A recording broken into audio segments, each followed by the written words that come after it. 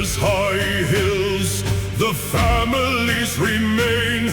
The clans of Esau spread across the plain. Their tents were raised beneath the desert sky. A people set where mountains stand nearby. The names are kept, remembered one by one. Yahuah sees what every line becomes.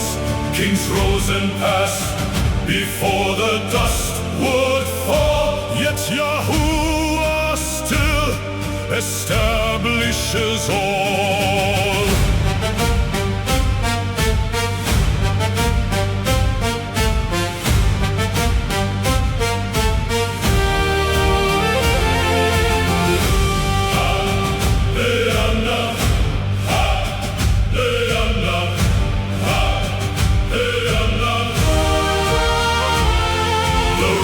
Stands, the borders all defined, each tribe established in its place and time.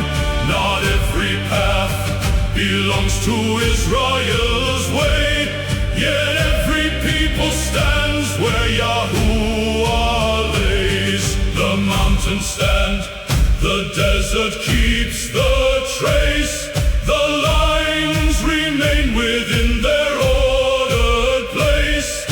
Kingdoms may fade, yet order still remains.